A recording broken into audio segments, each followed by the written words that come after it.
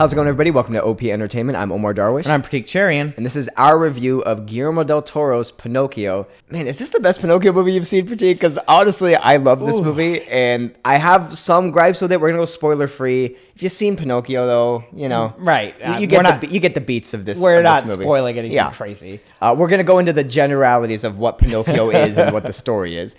I loved this, though. I don't see enough stop motion, apparently, because just watching this, was there a more beautiful movie you'd seen this year? Honestly, like visually, just visually. Take the story, take everything out of it. I was just in awe the whole time. I didn't want to blink. That's how good it was. It's really good. The animation's really smooth, and yeah, it's good. I don't know about most beautiful. I can't think of a movie this year anyway where I was like visually just in awe, like with this movie. It's 11:30 at night. I can't think of anything right now, but. Like just comparing it to like other stop motion stuff or like old like Tim Burton stuff, it just wasn't dark. Like it wasn't like visually it wasn't dark. To me, I think the thing that set it apart is just like the richness of the backgrounds is what really every stands time they out. show the sky, I was like, that's really good. Yeah.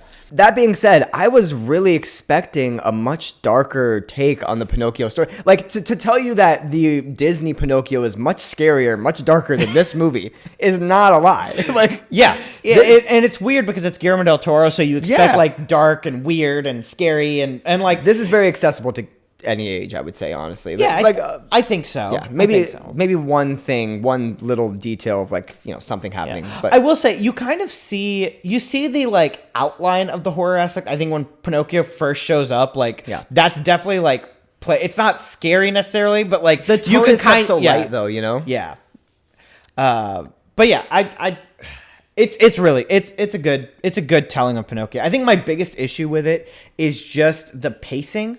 Not to sound like you over here, but like the pacing is just the first hour just kind of like drags by. Oh, the first hour? I checked my watch so many times because I'm like, how far into this? Our pacing meter is so different because I felt like after the first hour of the movie, I was like, is this the perfect movie? I love this, and then it really slowed down for me. Once it started getting more into, I guess, maybe the political war aspect of it, sure, that's when it slowed down, but it was interesting at the same time. It's just the movie itself. The movie's set in World War II. Yeah. And I feel like that, and one other, I guess grappling with Pinocchio's like mortality are the two things that Guillermo del Toro was clearly interested in, because I thought the focus that he brought to that really made it pop, and the ideas there I thought were interesting. In a way, it almost felt like he was more interested in that stuff than he was in like the story of Pinocchio. Like it almost felt like he was going through the beats because he has to. I'm grateful for that though, because I felt like, I mean, come on, we've all seen Pinocchio. So whenever it was going through the Pinocchio beats, I felt like it didn't pause on any beat in particular for too long. It like, you get it. All right, next we're gonna see. And I almost think that's why I had an issue with the first hour's pacing, because so much of that was the like setup for the standard Pinocchio story. And I'm like, all right, I get it, I know it. Let's keep going. Like they could have spent way more time with like the people in the town being afraid of Pinocchio or hating Pinocchio or whatever. And like I feel like they go through it quick and like this movie. I don't know, for it being so badly paced, some of it is like. I think one of the things that this movie did really well was really humanizing Geppetto.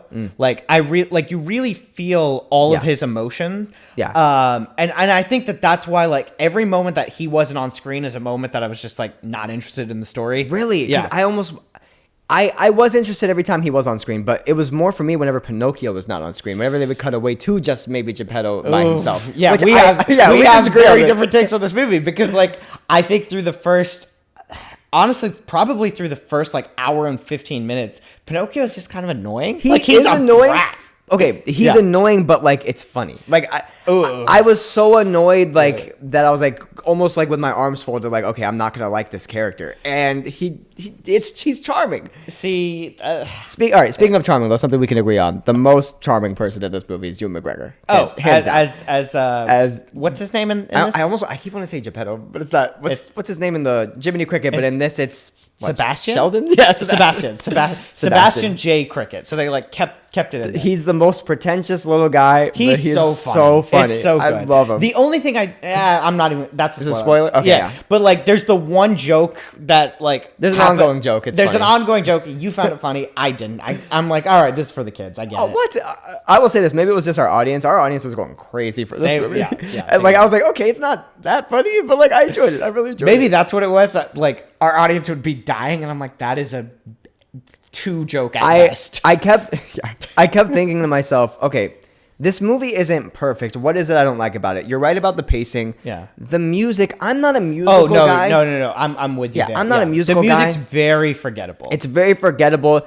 But that being said, the songs were pretty quick. They're all about like 30 seconds each. They don't drag on, which is nice. Which is for a guy like me who doesn't like musicals, perfect. Like I enjoy La La Land, but every time they cut to a song, I'm like, can we just get to the story? So you didn't enjoy La La Land. Exactly.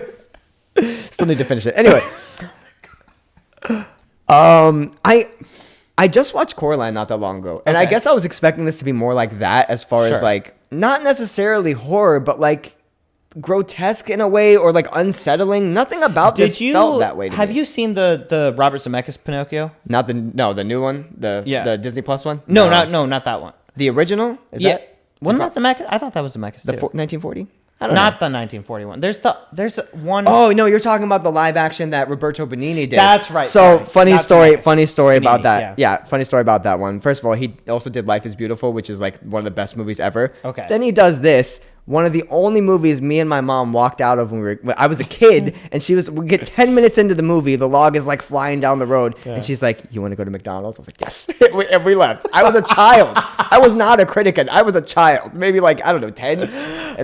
My point with bringing that one up, it was terrible. This was much better by comparison. It was better, but that one was also like way darker. You're right. You're right. And like I was kind of expecting this to be that, but even more dark. Who would have thunk that the Guillermo del Toro, like if you put each of these in front of me, that this would be the most lighthearted out of all of them. Like, I don't know about the Disney one. The Disney one might have it. The Disney one, they're turning into donkeys smoking cigars. It was terrifying as a kid, and to this day I won't watch it.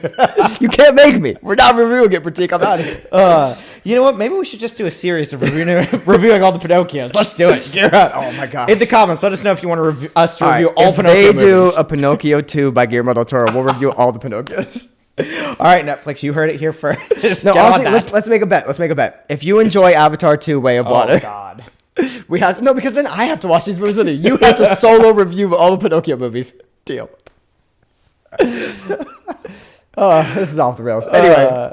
I don't really want to spoil anything else about the movie, but I really enjoyed it. The story was compelling enough, but the story's not really why you watch this. I think you watch this for the visuals and like the characters and the heart of it all. Yeah, so, the fact that it's on Netflix, I think means that everybody should check it out. You all have Netflix, or you've all stolen somebody's Netflix login. So it feels more like a Pixar movie than a Netflix movie. I'll say that, but like or just like a cinema movie. There's way more flaws to it to qualify there, but like the Good Dinosaurs.